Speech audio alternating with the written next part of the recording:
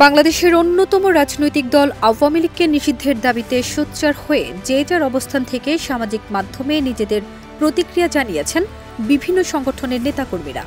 এমনকি মধ্যরাতে বিক্ষোভ মিছিল করতে দেখা গেছে ঢাকা বিশ্ববিদ্যালয়ের সাধারণ শিক্ষার্থীদেরও। ২০ মার্চ মধ্যরাতে বিক্ষোভ মিছিল করেছে ঢাবির সাধারণ শিক্ষার্থীরা। মিছিলটি হলপাড়া থেকে শুরু হয়ে রাজু ভাস্কর্যে গিয়ে শেষ হয়। এই সময় শিক্ষার্থীরা ধরি না, ধরলে কিন্তু ছাড়ি না, আওয়ামী লীগকে নিষিদ্ধ করতে হবে, আওয়ামী লীগের চামড়া তুলে নিব আমরা ইত্যাদি স্লোগান দেন।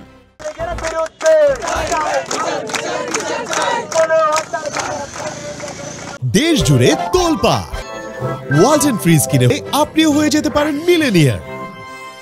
আওয়ামী লীগের ফিরে আসায় সমঝোতা করতে ছাত্র নেতাদের উপর চাপ প্রয়োগ করা হচ্ছে বলে অভিযোগ করেছেন জুলাই আন্দোলনের অন্যতম সংগঠক ও জাতীয় নাগরিক পার্টির মুখ্য সংগঠক হাসনাত আব্দুল্লাহ। এ বিষয়ে তিনি ফেসবুকের এক পোস্টে লিখেন, কিছুদিন আগে আমি আপনাদের বলেছিলাম যে রিফাইন্ড আওয়ামী লীগ নামে নতুন একটি ষড়যন্ত্র নিয়ে আসার পরিকল্পনা চলছে। এই পরিকল্পনা পুরোপুরি ভারতের।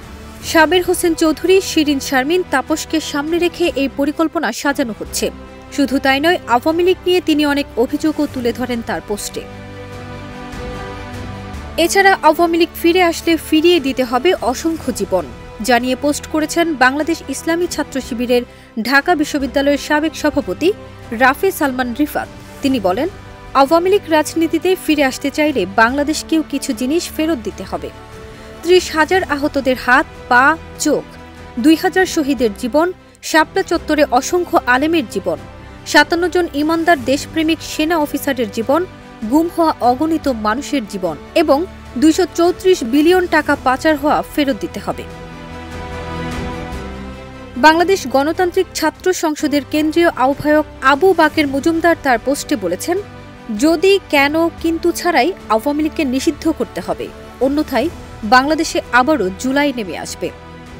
ফারজানা নিকিতা, দেশ রূপান্তর।